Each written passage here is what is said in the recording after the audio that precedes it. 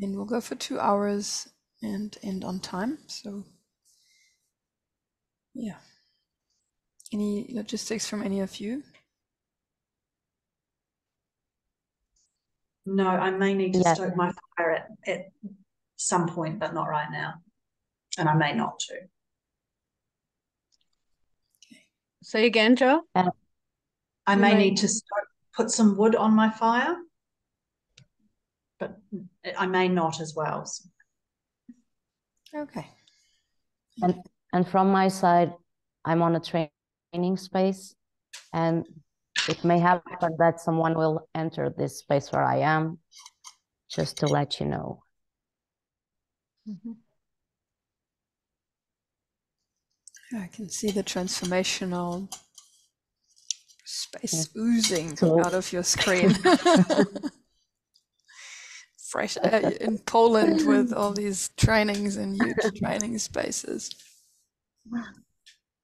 Yes, we just came out from the hill from School Lab, so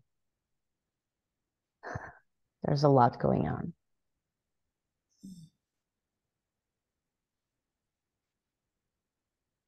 Yeah, when is there not a lot going on? That's almost the topic of us meeting here.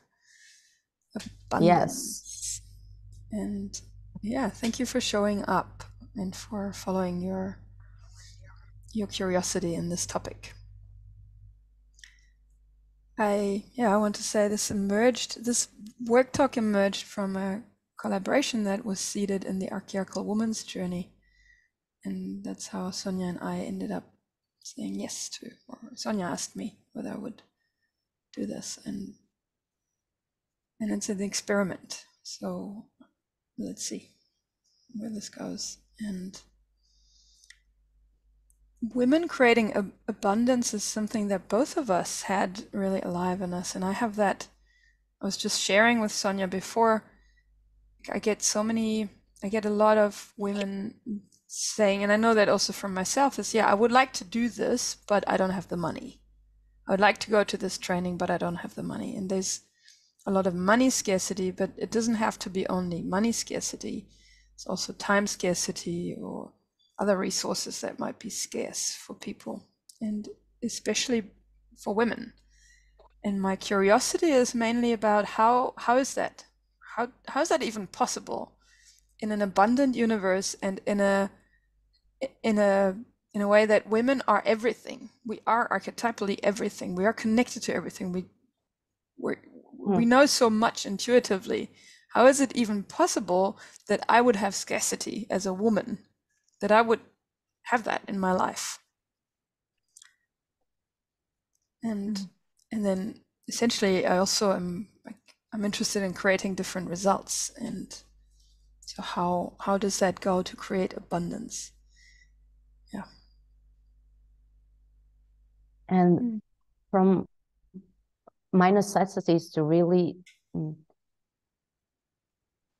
empower women to go through this process of exploring what is actually, how come they are sourcing scarcity.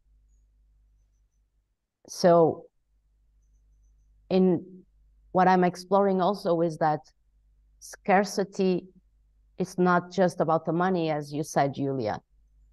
It has several layers, and I see that the focus sometimes is about the money, but when I start exploring more and more, there's a scarcity of love, or a scarcity of people, of time, of energy, and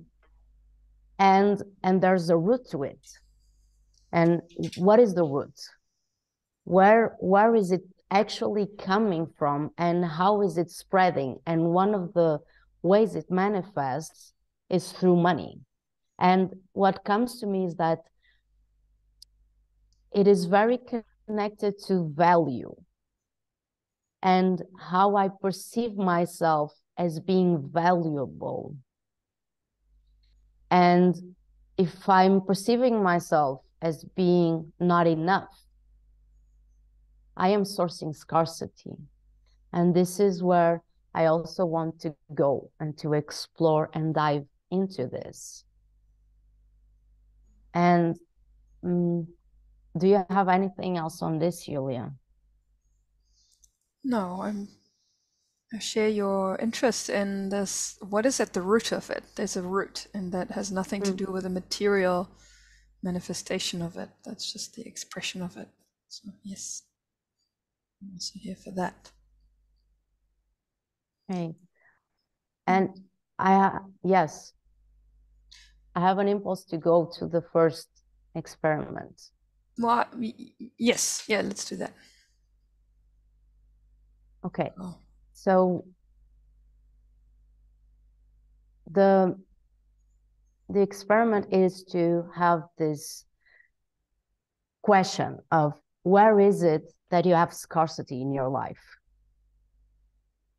Where is it happening? Where are you seeing that happen? And bring it into the space. There's an area, a specific area where this is happening. Or areas. There might be more than one area.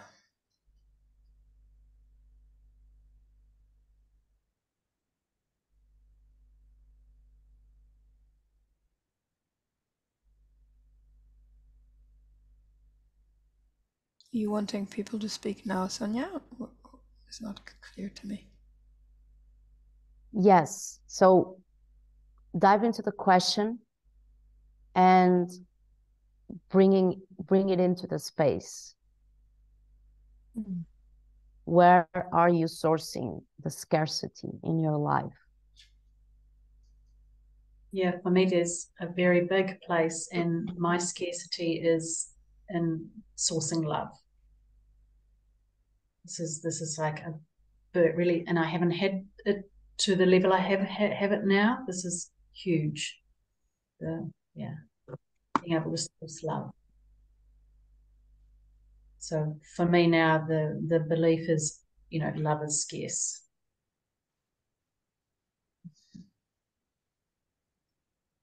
And when you say sourcing love, Jo, how does that look like? How does that manifest? So if love, Is all it the love is there, or how does the scarcity of love manifest? yes? What does that mean? It's love is an idea. It's abstract, and how is that happening actually in your life? Is that there is not people around you, or are you not experiencing connection? Yeah, and it's really interesting because this is with one person. And if I don't have this connection with one person, it's like I can have love from other people, but it's nothing without this love connection with this one person. It's a really, really interesting, it's a really interesting place to be. I've never had this before. It's like I go forward and they step back, and this shift's happening. And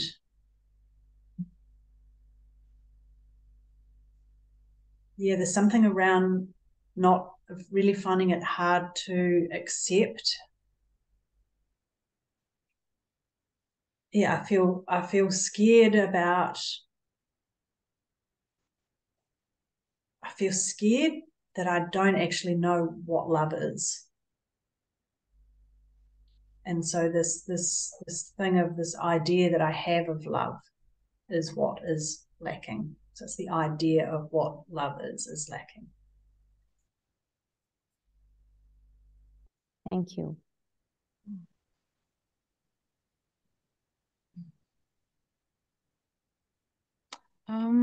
In my life, there's lack of time and space to do no linear expression of things. I got to work, and that takes over most of my time.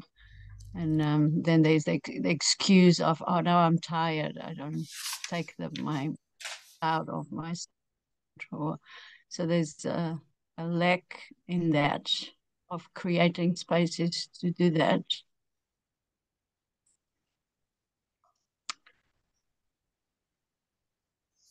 There's also a lack in having time to pondering and wondering about life, having those pauses during the day or sometime in the week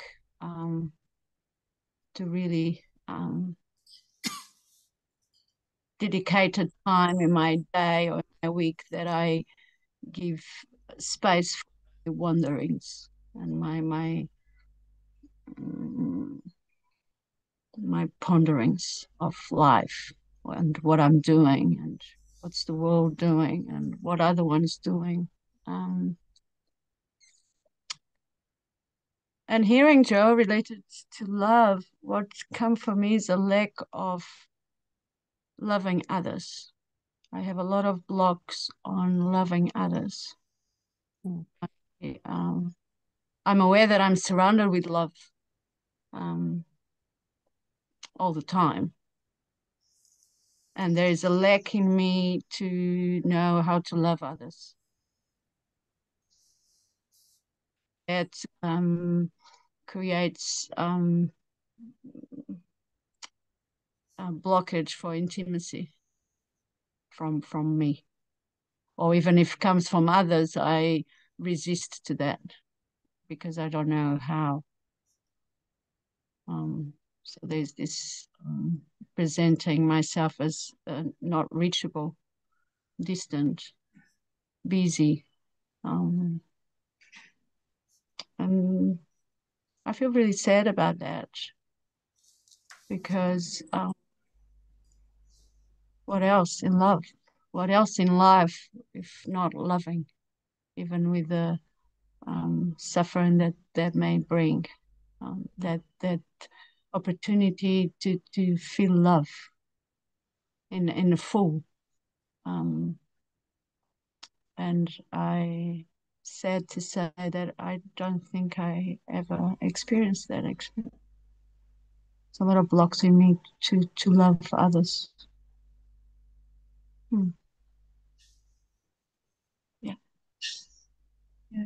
Thank you, Teresa, for bringing that distinction in about loving others, being able to love others, because for me it's the other way around. It's I'm not loved. There's a lack of love in loving me. Like I can love other people quite easily. I can see something that I just do really naturally. Where for me it's I think it's maybe allowing other people to love me. Something like that. And there's also a piece of it where I could also love others more. Teresa, I had a question for you still about, do you mean loving others in terms of intimate relationship love, or do you mean in general, also friends, family? It seems to me that is in general. And generally there's this resistance to fall in love. And this resistance to love others. I have a story that love is painful. Loving others is painful. So I somehow keep myself on safety of that, of not going, like the word falling in love. I don't fall in. I stay on the edge of it. Yeah. And if you lean into that, is it about creating intimacy and connection, this falling in love that you're talking about? Having these spaces where you are really close to someone and having this intimacy. Yeah. And lean in it, lean in the fear of the unknown, the fear of that vulnerability that is there. I don't I've been watching me and observing that I'm out of that. Even the possibility of leaning into that, I'm already like, oh, it's scary. And it's this idea that I'll lose myself. I will disappear if that is the case. If I lean into that and fall into that, I will disappear. I won't be in charge. I won't be in control. I'll be.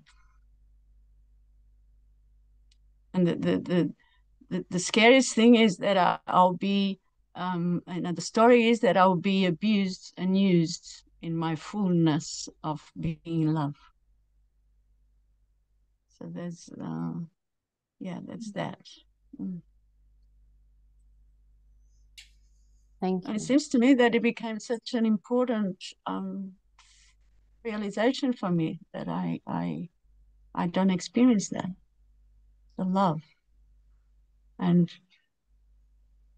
even the idea of being in love without being, without the other ones loving me, just the experience of having that energy in me is so beautiful in my idea of, wow, just having that heart beating and that what love could be in this being. Yeah. Mm.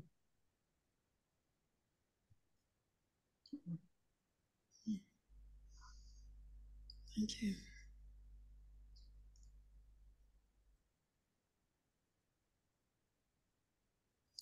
My scarcity is mainly around. Well, I can relate to the love part, although it's not so prominent. But when it comes in phases, I get into. I don't even perceive it as a scarcity so much. So I might even be a bit numb to that. Mainly for me, it's money, financials, and the other part is people. Like I get into this scarcity of people around, circle, having scarcity of a circle, or people around with which I can physically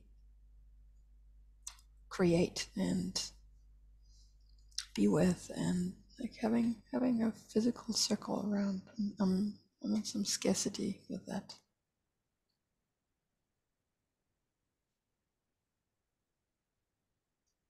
Yeah, and I notice that when I'm in this, I want to say that I notice when I'm in the scarcity is really the story running, because I find then the evidence, but if I looked in a different direction, I would see the evidence for something else. It's really,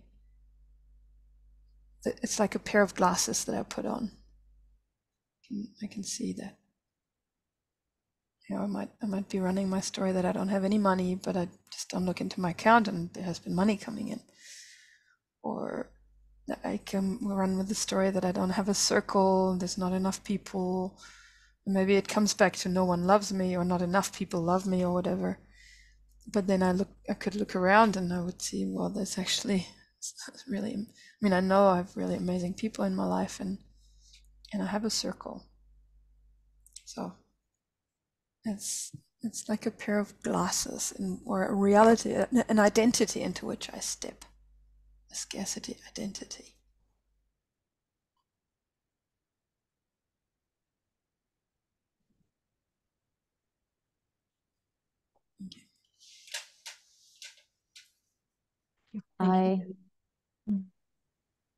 Thank you, Julia. I see, for me, it's the money. I don't have enough money to do the things that I want to do. And I hold myself back when I do have money, because I may need it at some point. And it's really important to be aware. And then I create these circumstances where I spend money in other things that are not nourishing for my being. And I don't, I did the experiment to stop and write down how much I'm spending in these things. And then I noticed that I'm spending more than I would spend in doing, for example, a dancing class. That is something that nourishes me a lot. And then there's also this thing of not checking the bank account and having this story running that I don't have enough money, and having this mechanism of not going there so that the story keeps on running and the fear becomes bigger and bigger and bigger. And then there's this pressure, this horrible pressure of what am I going to do? And this is connected to this problem thing I have of I have a problem. And so there's this constant fear running, and this scarcity, it's like this, it's feeding this problem bubble that I'm in. And I see that there's also with the people around me and the isolation of I don't have people around me, or people don't call me, or they don't reach out to me. And I'm noticing again how my survival strategies are designed to keep this running. So I just discovered this energetic thing that I do, and this was really unconscious, and I push people away with this energetic thing. And I experimented here in the trainings of just moving closer to people when I'm in that mode of isolating. And I sense this energetic structure melting. And I started sensing people, even if I was not talking with people, I was just like, it's a warm ocean of people around me. And I noticed when I did that people started coming to me and talking with me. So this is the beginning of research, and I want to keep on diving into this because it's a very strong, it's a strong mechanism that I have, and it's connected to this scarcity thing that I have. And yeah, there's this intimacy also, I don't have enough intimacy with someone. And then when someone is hugging me, I want to push them away. There's this fear and disgust. There's a disgust of someone being close to me, and I don't want that. But this is another layer of my research.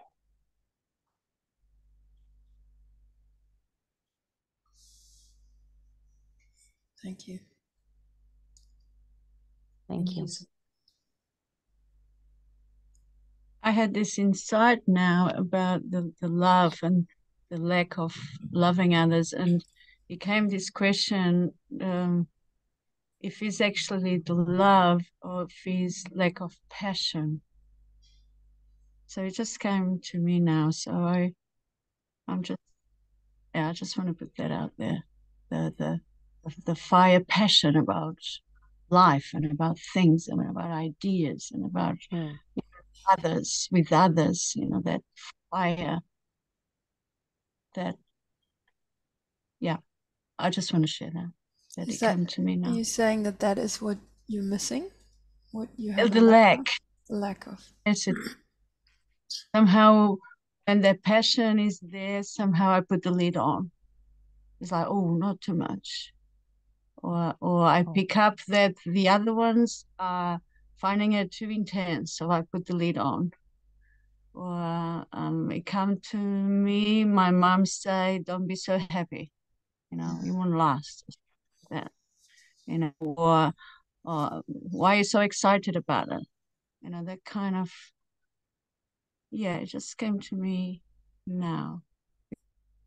Because of a passion child, and somehow the lead was put on me to be more easy to have around, I guess, something like that. And even when I have ideas, you know, there's this woo of a idea of a passion about it, and my mind goes, oh, I can do it. And then somehow oh no, that, you know, for whatever reason, I come. And Teresa, is there a fear there when this outburst is in you, and there's this thing of the ideas, and in that moment where you notice that you start bringing it down, is there a fear?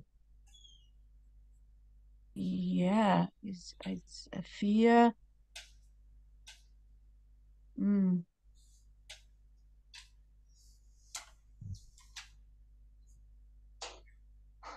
It's a fear to be judged, fear that others put the lead on me, so I put the lead first. A fear of, yeah, saying things like, oh, you know, you're just dreaming. It's not possible. It takes me sharing this here back when I was a child. Now there was a lot of this. You know, you live in a dreamland. This is illusion. That won't work. And so somehow I found the strategies there. I do it myself before anybody does it. Yeah. Yeah. So I'm feeling in control because I'm the one doing it. Yeah, something like that. Yeah. Yeah, and it's so automatic. I notice it's so automatic that it's like, wow, what? And then I notice that sometimes that idea vanish, is gone. It's like, oh, I wanna take the lead off. I took the lead off, and now where is it? Oh, it's gone. Even that, you know, there's that vanishing of the, yeah. Thanks. Thank you. Yeah, I'm really curious about listening in this space and hearing about the scarcity and getting a sense of this contraction and being really held in a small space. And you talked about a problem, Teresa, and how something feeds the problem, and it's like this keeps this all in this contraction space. And it seems that to me that there is a lot of channeling or funneling going down that fork, and there's also this other fork of expansion that is not easy to access. And I'm curious about, I guess the question is, why is the nature of so many of us to go down the scarcity route and not take the expansion and abundant route? And yeah, I feel scared saying this here, but this is what's alive in me at the moment. And I think it's an illusion. I think it's a great segue. It's an illusion in a way. I think, Sonia, it's time for the distinction. What do you think? That's what I sense is, you know, what we shared is that's what we're creating. So what you shared in terms of the scarcity that you're creating the scarcity in abundance. So it's an illusion to believe that we're not creating abundance. Yeah. We are creating abundance. Yes, and somehow it's this there's this story that what is happening, I'm not a source of it. So I'm not in power, I am a victim of it. And in fact, what is happening is that there's this abundance of scarcity going on in several areas, and I am at source. I am the one who's creating that. And in naming all of these places where I'm creating this abundance of scarcity, there's this awareness of, well, in fact, I'm doing this. I am the one who is making this happen, is making this possible. So how this thing of not being aware of my own power, my energetic body, and how I am doing this magic is the trap, actually, to stay in this disempowered space. And if in moving into this other identity of I am the creator of this, and there's a lot of this in my life, this is abundance, it's the creation, then this shift, this small gap is created, and in this gap it's possible to start sourcing a different result, to create something different. So it's like a switch. Where am I putting my switch, in what side? Well, it's like what I see is like it's this when as you speak, Sonia, it's this hose, it's this garden hose, and it's the water is fully on, the tap is fully on. I'm holding the hose, and I get to choose into which direction I pour it. Like I hold it, and I can hold it onto concrete. And it's like fuck, there's no flowers there, but I'm blasting this amount of water still. Like I'm blasting the same amount of water, or I can go like, okay, I'm just holding it towards the flower bed or something, or towards a like soil, and then eventually something grows. It's like this is the source, and I feel a bit scared with how responsibility can be perceived on this in this old thought, where in very subtle ways that even if you think like, oh, I'm the source, or shit, so it's my fault, or wow, I'm a bad person for creating scarcity and sourcing abundantly scarcity. And that doesn't help. It really is like, this is actually exciting news. I'm really excited to hear that, because it gives me possibility to do something different. And if I don't know how it goes, well, great, then it's for me to find out. And the pain of sourcing what we source is also welcome. I mean, it is painful to lean into that, like you said, Teresa, to realize, wow, actually, I don't know how to source love, or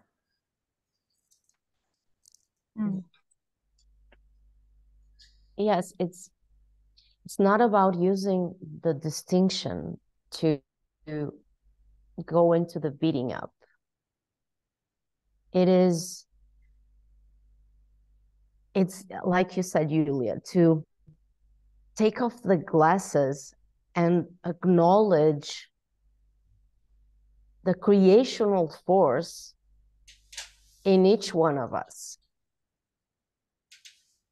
and see the pain of it, of what is happening,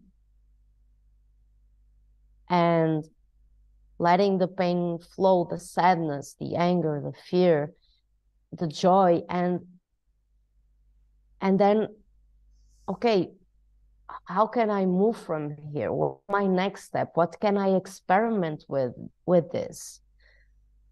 How can I start moving this creational force into a different thing and play with it?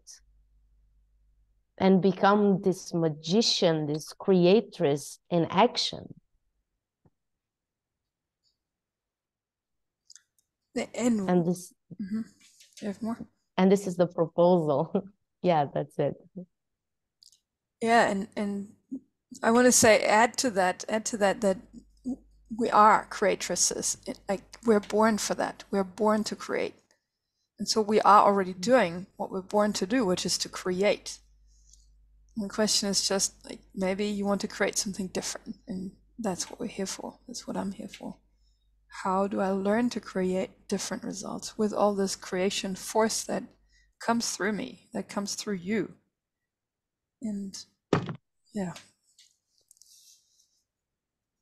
And I have It another seems- thing coming up with what you just said. That is this, there's a big lie going on. And this big lie is what is keeping women trapped in this modern culture construct. That is, I am not a creator. I don't have the power. And by believing this lie, this story of, for example, Teresa, like you said, oh, I'm being too much, and so before someone puts the lid on me, I'll put it to be in control. And so it's being a fish and not being aware that we are a fish.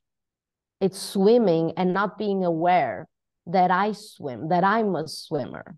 It's being a fighter and believing that I'm a flower and I'm not a fighter. And doing these fighting movements and these swimming movements and saying, I'm not doing swimming movements, I'm not swimming. And this is what's happening with sourcing the scarcity. I am doing the movements to create scarcity, and I'm believing that I'm not doing that, that I'm not a creational force. And this is the movement, that this is the invitation to awaken to this, oh, I'm a creator. I'm all the time, I'm constantly creating and sourcing things. And I really, my research is that the not being aware of the energetic body, especially being a woman, is the source of this. Can you say that again about the energetic body, Sonia? Say more about that. Yes, it is this. I have a physical body and I'm moving with my body, and then I have an intellectual body. And as a woman, I also have this connection to my emotional body, but even this, there's this thing of you're too much, don't feel, don't, all these things. And then the energetic body does not exist, except in some traditions, but in modern culture, there's no access, there's no play field to the energetic body. To what are the resources of the energetic body? What am I actually doing with it? And in not being aware that it exists and not being trained into the skills and resources of the energetic body, it's like the fish that is swimming and thinks it's not swimming, or like a fire that is burning an entire forest and, oh, I'm not burning anything, I'm not a fire.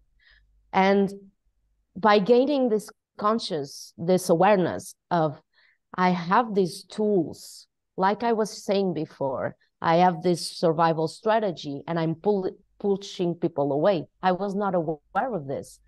I'm creating this. So it's, how can I shift this and be more aware and train this? By what you were sharing before, Julia, connecting to my purpose. Why am I here in this work talk? And when I connect to my purpose, I'm using also my energetic body, and I'm feeding the field. I'm creating, I'm doing magic. And so when I say, I don't have enough, I'm not enough, I don't have love, I am sourcing this. I am creating this with my feelings, my energetic body, with my intellectual body. All of this comes together. And so coming back to this, to the energetic body and developing these skills, it's an important step for women to regain their witchness and to start changing things, really impacting the world around, the circles around. Could you say more about what movements do women do that creates scarcity, lack? You know, like the example that you gave about the fish, and the example that you give about energetically keeping people away. What else? What else do we do energetically in our energetic body that creates that? What is the movements that we do? Can you give me examples of things that Teresa, you said something earlier that you do. You shared something that you do. Yeah, I'm aware of what I do. I want to know what else is there that I may not be aware that I'm doing or others are doing. And I'm curious about. And that's the research. That's really the research of. I shared this example. There's this energetic ball that I have that is pushing people away. And I know some of the mechanisms. There's anger. I'm putting anger in this energetic ball that does this. It's like a spiky thing going on and says, "Don't come here." And I'm feeding this with these thoughts of, "I'm alone. Nobody loves me," and it's a self-sustaining mechanism. And what is yours? So you just share that you put this lid on. There's something energetic there going on. And by connecting with your energetic body and using your sensor, you start getting there's this thread that you start pulling, and the thing starts unraveling. And it's not about changing it. It's about being aware of it and then practice the muscle to putting it down and doing something different. And this is, and it's a training. It's a muscle to be trained to become a witch, to be the witch. Yeah, and I sense also that, like what you said, Sonia, about like not having learned to use the tools is one big part. And so we're using them unconsciously all the time. And one thing is, where your attention goes, your energy flows. So if I keep thinking, oh, I'm insignificant, I'm no one, who am I to change the world? Who am I to earn a lot of money? Who am I to be loved? Who am I? This is creating an energetic field. This is creating this is creating your reality. And that you can shift that. You can put your attention somewhere else. I notice in me that a lot the results. I'm often focused in the results, and if the results somehow don't seem possible, then I cut it off. Cut it. And I see this being such an important thing in so many of us. It's like, oh yeah, I want that, and that needs to be like this and this and this and that, or that's not going to happen, so I don't do anything. I don't do any step. I don't do any research. I don't do any inquires. I don't reach out. I don't the attachment to the results in my experience seem to be and how hard it is, even the concept of, oh, that's too hard. Yeah, and Teresa, that links directly to what you shared earlier, to what your mother said about you're just dreaming. Yeah, it seems to be linked to that directly. Because if you were just dreaming it up and holding energetically space for that dream, you wouldn't know the result. You wouldn't know how exactly it goes, but it could unfold. And that's been cut off. This is a real crime that happens. I'm angry about that.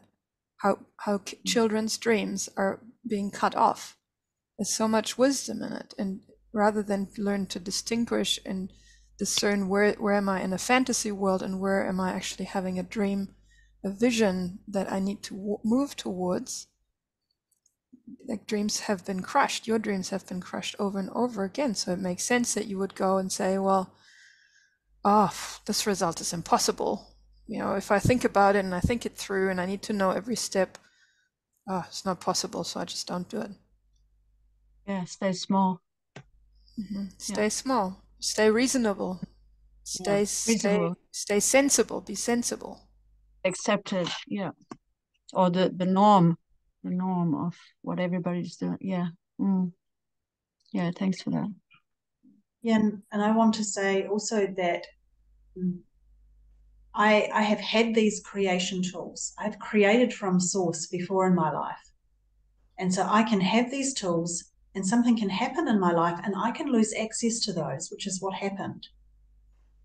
And the really beautiful thing is that all I've got to do is re-unlock that door and the access is back again. This is something that I'm noticing. And there's something about the energy and the energetic center being on the physical center. And this is something also with creation for me. And yeah, this is for me energetically creating from source. And it's yeah, I don't know what more I want to say, but this is what's alive for me at the moment.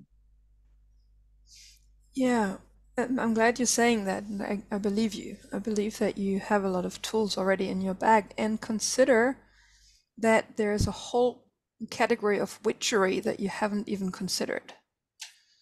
Like, the witches have been burned and the witchcraft is only re-emerging. And there are new tools to be developed by you, probably even, so this is abundant. The capacity of women to be connected to energetics and create energetically is abundant and limitless. I'm sitting here and I'm feeling a lot of this conversation. I can just feel my whole being expanding, my energy field just growing and glowing.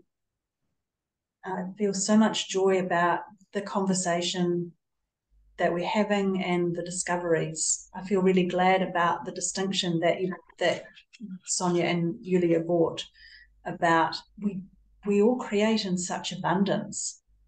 We do this with scarcity. This really lands for me greatly. Mm-hmm.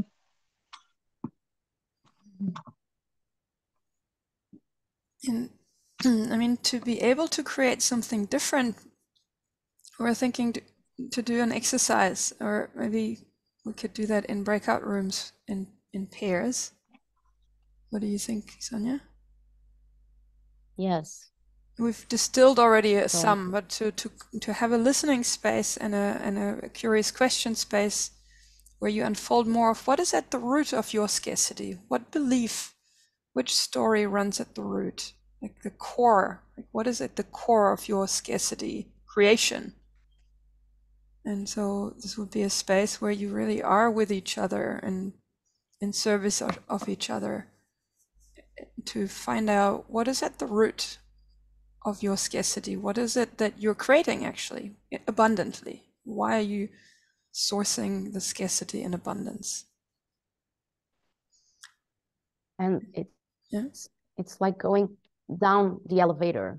The person that is listening asks questions when there's this sensation, there's something here, like be this space to support the person that is speaking to unfold and go to the next level until there's this root that is found, this sentence, this emotion, something like this.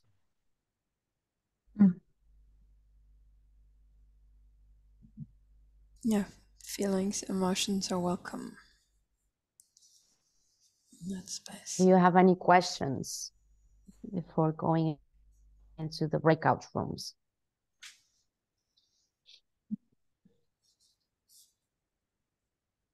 I notice I have this, I already notice I have this thing that I don't have the sentences, and this is an abundance of scarcity. I already have this happening in me. Yeah.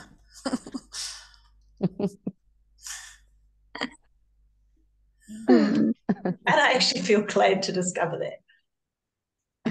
Yeah, and it looked like there was a feeling connected to that, and I think that's relevant. That there's this. Yeah, I'm scared. I'm scared that I'm not going to get it right. I'm scared that I'm not going to be of service to the other person. I'm scared that I'm not going to be able to be what the other person needs me to be for them to discover that. Yeah. Thank you. And I again, yeah. Let's just go into the breakout rooms. I'll keep that for later. I think there's some gold there. I can feel liquid.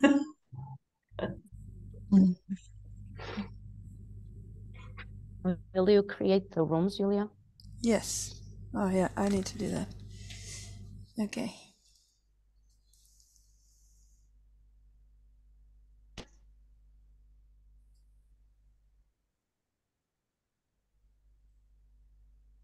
Okay. So let's do 8 minutes. 8 minutes each. Does that still work, Sonia? Yes, it works. I would still do 8 minutes each and then come back in here. So I will take the time. I will take the time and announce when 8 minutes are up. Okay. Okay, great. Thank you.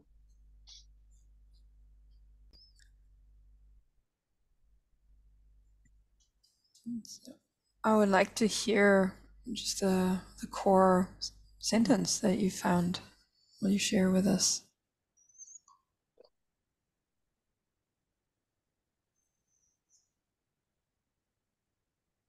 Yes, for me it was I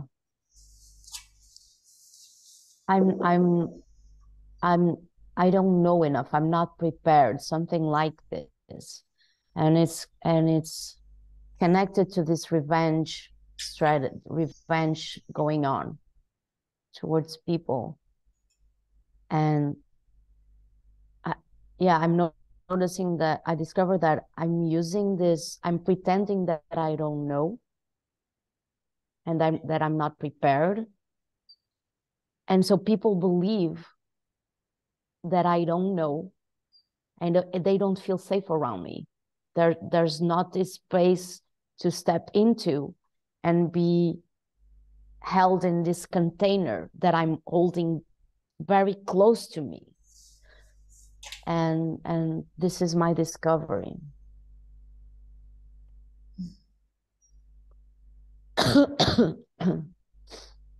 Thank you.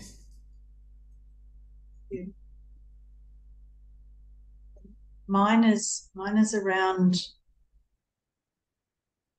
hearing what other people say to me, and this puts a dagger in my heart, and there's so much pain involved, and this is around that I don't trust myself. So the big thing is I don't trust myself. I believe everything everybody else says. I don't trust myself.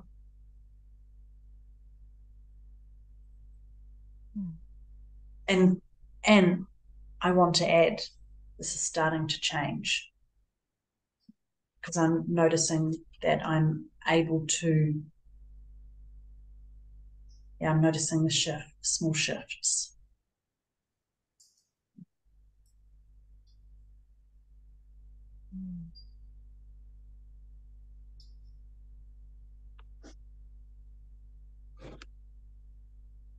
Thank you, Joe.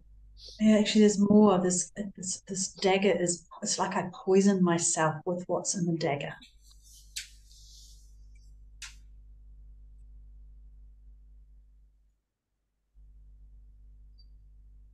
Yeah, I do it to myself. I poison myself with other people's words, and I make them my own. I put the dagger in, and I don't trust myself, and it's this self-fulfilling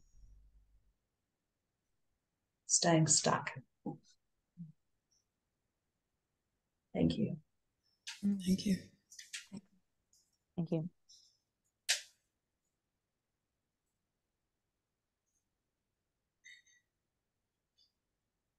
To me, it seems like it's something like I will do something if it's big enough, if it's for everybody to know, and if it's not for the whole world to know, then it doesn't worth it to do it. Something like that.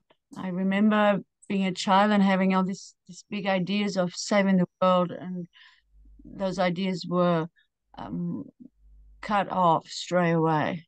So somehow I lack this coming to realize what the unfold of my ideas can be, or what can I do with them, because I never somehow had opportunity for that. So when these big ideas come, I think that maybe they're too hard, or they are not big enough. No one is going to know about it, so I don't do it.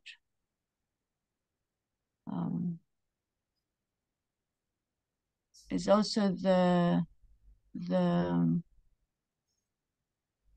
idea that loving is really hard, and I'll be suffering in the corner by myself.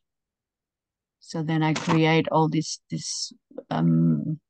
big walls of energy and repel other ones, and look busy and serious, so everybody stays away. And then there's this internal war of this duality of being alone and on my own. And especially if life is not flowing easy for me, then I isolate instead of reaching out. I stay suffering on my own. Yeah, something like that. Thank you. Thank you, Teresa. Thank you, Teresa. And at the root for me is that I have like some church thing going on, and so I need to be the saint person that doesn't need more than she need, like the basics. I don't need much. And then I'm the good person, and I can make amends for my core belief that I'm actually not a good person. Like if I'm a really bad, like as if I'm a really bad person, and there's this shame of, oh my God, like this childish shame of I'm a bad person. And so if I do these virtuous things, then I'm a good person. And then I get, it's like what you do in church, if you do good deeds, then maybe you can still go to heaven instead of to hell after having sinned or something. It's got this real churchy thing, flavor of being a holy person, so that a holy person doesn't have any needs. A holy person doesn't need much. And so I don't need much.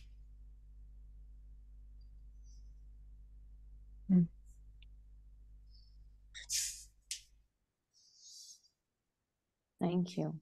Wow. Thank you.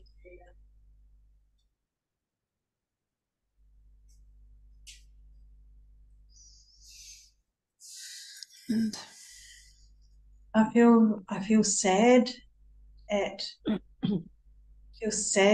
about, particularly listening to you, Teresa, I felt really sad at what happens that gets put in the way of us being this, the possibility to shine as we could.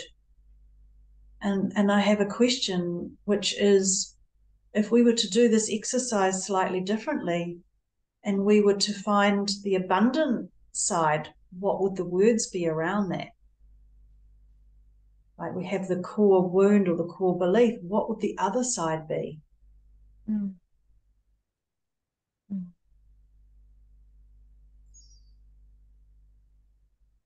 and to discover that and then put attention and energy in that, then what is possible? Let's do that. Yeah, that's the proposal.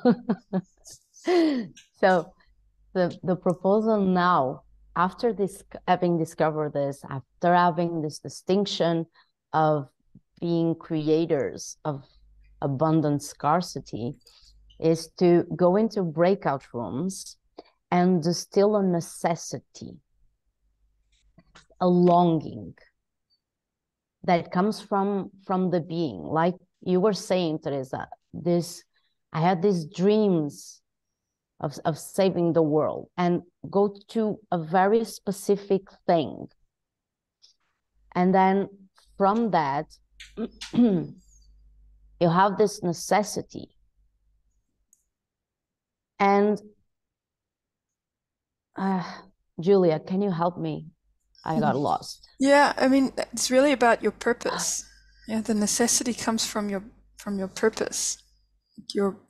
And you don't have to know your purpose, but that it's from, you're here for a reason, and the strategies of creating abundant scarcity serves for you to not live your purpose. It's to be safe in a way, you know, and so we're looking at the other side now, like you also proposed, Joe, is to look at the creating the abundance in alignment with your purpose, when you don't shy away from your purpose. What is something really specific, like a specific project maybe, or a specific dream? Yeah. And thank you. And there may be fears coming up, emotional fears. Those are great doorways for each piece to go through the next layers. And underneath there will be this feeling of fear, because this is something that you really want to do, your being wants to do. So distill that in breakout rooms, in pairs. And yeah, I propose 5 minutes per person. Yes, so we have a bit of time after that. Okay. So yeah, I'm just looking at our notes, and there's some more clarity in that around, like, what is your necessity, and really writing down what for, and how much, and when, by when. So you're really specific.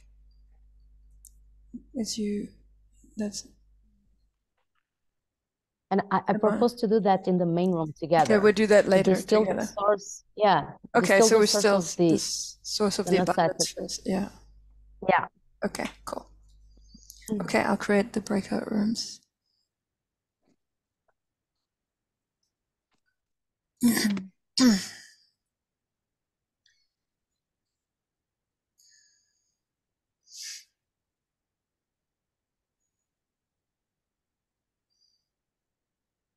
Okay, 5 minutes each. I will announce the shift.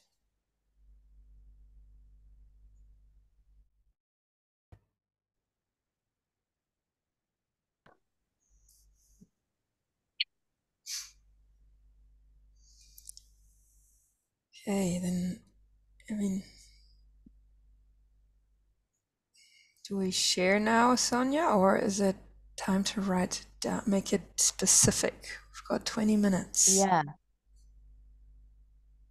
I propose 5 minutes altogether here. Each one writes down the necessity and very precisely, what do I need? When do I need it? How do I need it?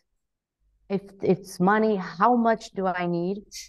And write the purpose,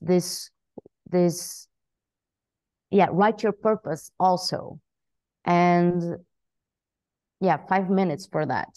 And then the sharing space. Yeah. Yes, thank you. Okay, I'll check the time and I will let you know when the 5 minutes are done, okay? Okay.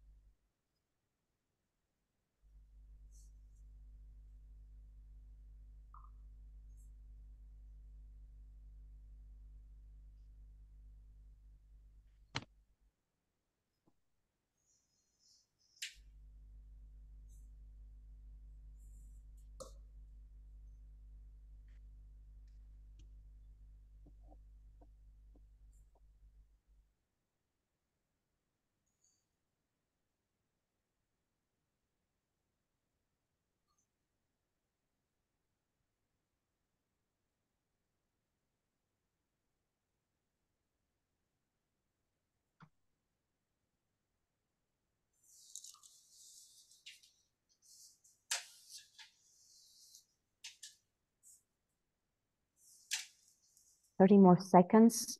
And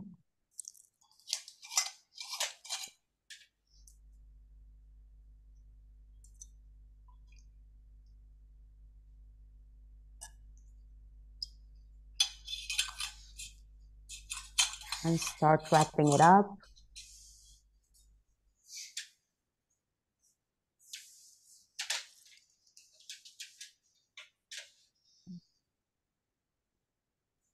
Thank you. And I'm opening a sharing space about what have you discovered in distilling your source of abundance and your necessity, and how was it like to write down this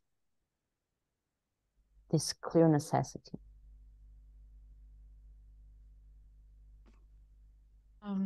I can start. I have the necessity to empower others, man or woman, children, any human being. I have this necessity, and the purpose is have this variety of human beings. If when we have the opportunity to be authentic by being vulnerable, then diversity happen, and I drive on that. I have a wow when someone has a wow. It's like, wow, all my being gets expanded. And what I'm going to do is I'm going to work with fear. That's what I need to do, is really go deep on the fear, and work with fear. And when I'm not sure, because I need to look and see when fear clubs are happening and fear days are happening. And I know that Annika has one on the 6th, but I'm not able to join on that one. So after that, yeah, that's me. Thank you. Thank you.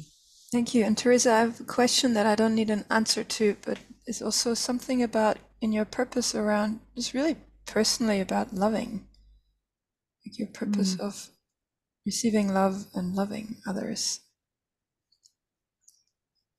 When I'm in spaces where people are authentic, the love grows in me. Yeah, I noticed that. You know, if I'm spaces where when I'm having these interactions with people that are in vulnerable and authentic, then there's this love rising in me. So I'm watching. I'm watching it. I'm seeing it. And then connection happen, and then intimacy happen, and then we kind of become one almost. It's a new thing for me to notice that. But thank you, and thank you, Julia, because that's all together in that. Yeah, thank you for that. Yeah.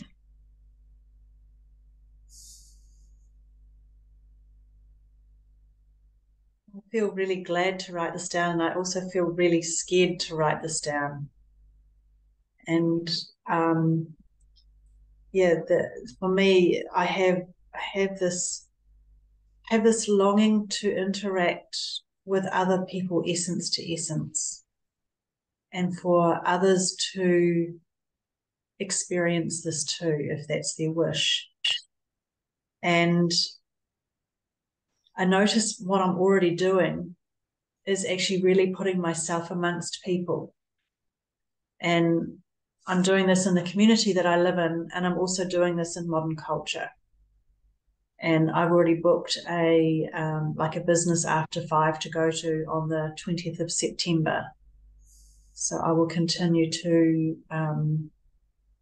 get myself around people. This is without realizing what is happening, this is what is happening. And there was some conscious choice in choosing that, and I realized that it's now being put in front of me. And doing that to bring, I have two great principles of vulnerability and courage, and to have those right at the forefront along with love. I have two other ones as well, but the vulnerability and the courage have been with me for a very long time, and they're very naturally there. So to be in those when I'm with other people, to bring my own authenticity and to invite their authenticity to be with me.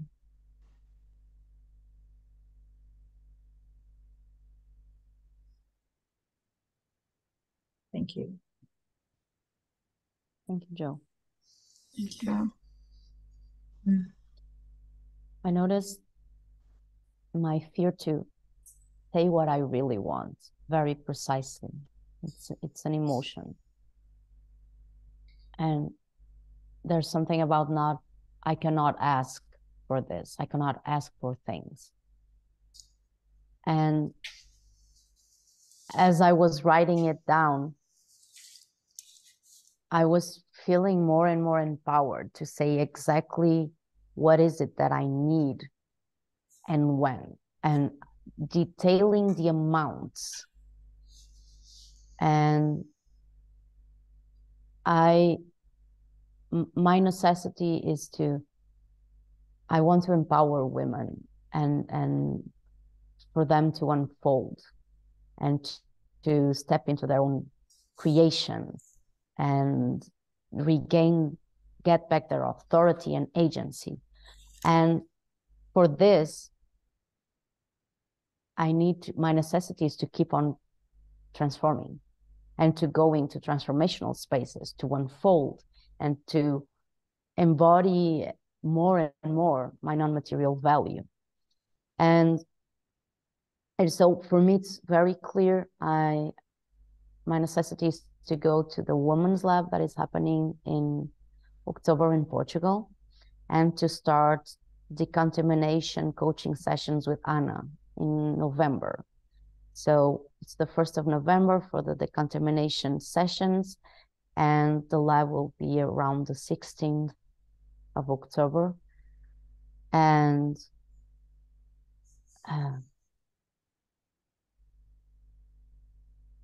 I feel the fear of saying out loud how much I need. It's, yeah. And I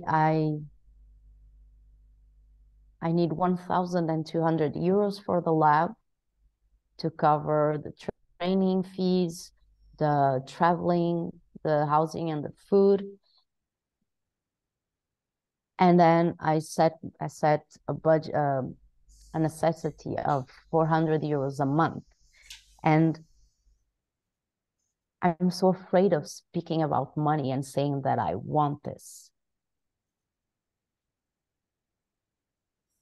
It was easier to write it down.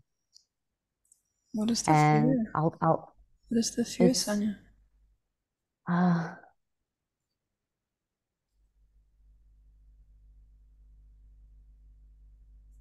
I'm afraid of being punished. I'm afraid of being too much, of being a burden.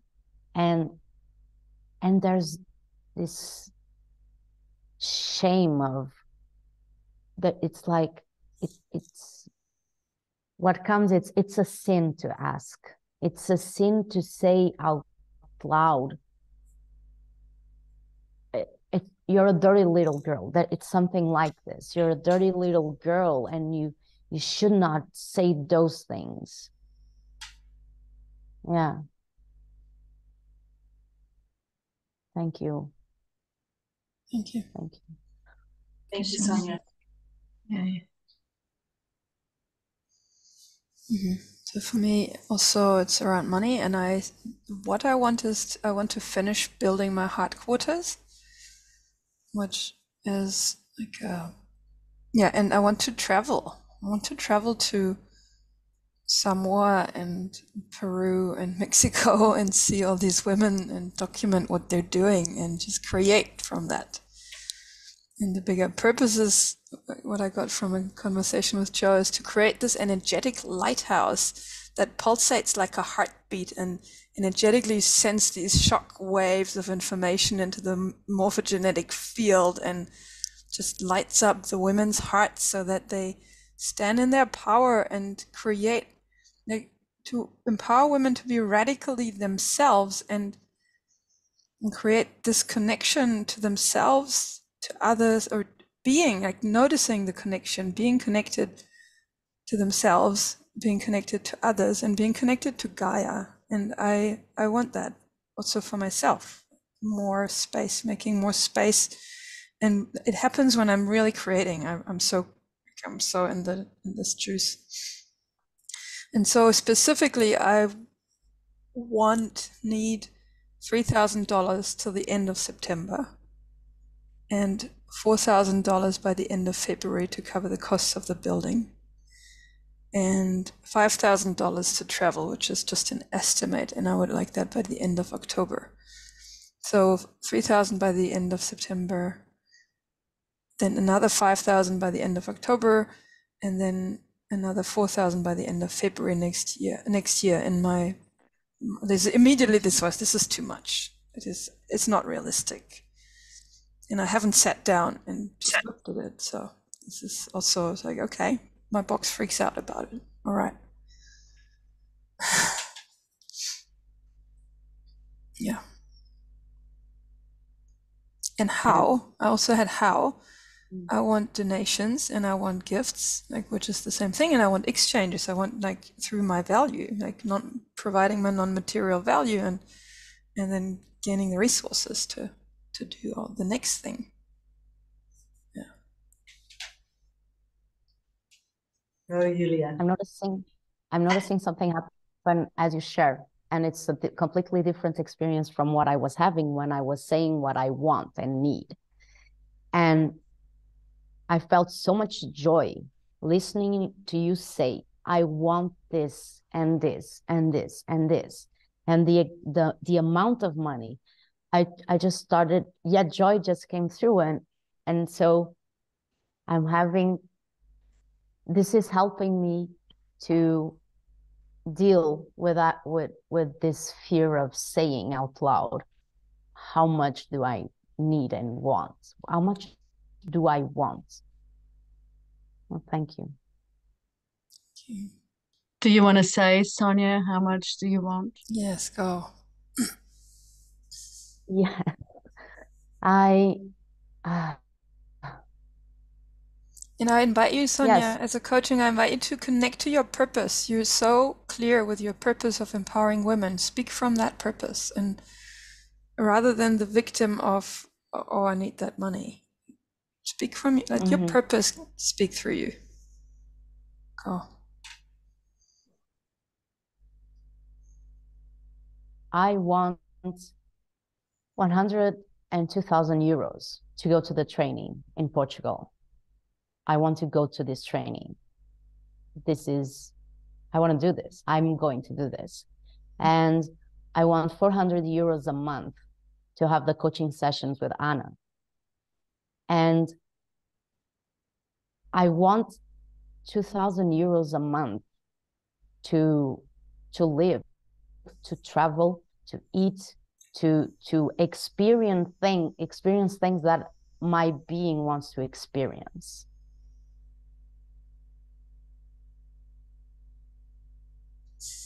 And I want to go to Mexico to the beach house in February. and these 2,000 euros are a part of that. So I'm going. Thank you.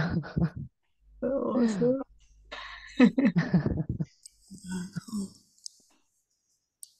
I feel so much joy with the similarity in this group with what we want. It's so like it's like, all right, we are on this together. We're doing our uniqueness in the same direction. It's again for me it's this variety, diversity moving together. It's like thank you. What a joy. And what I want to put in the space is like, like it seems like there's this a practice space of speaking what we want, speaking what I want is possibly a necessity. Yeah. Yes, Yeah. and I want to say there that you don't have to be healed to do that. You know, you don't have to wait until you've done all these emotional healing processes to do that. So yeah, that's a practice space. It's like another dojo. Yeah. Yeah. Yes. Yes. Yeah, it's another dojo. The art Well, of asking. it links to the Art of art of asking, asking. the art of Right. asking dojo. Yes. Thank you so much. Yay. Hey, thank What a you. value. Thank you all. Thank you. Thank Yeah. you for And the space. And I see the difference from the start to where we all are now. Each face looks different and the space is alive. And yeah, really, thank you. Yes. Mm.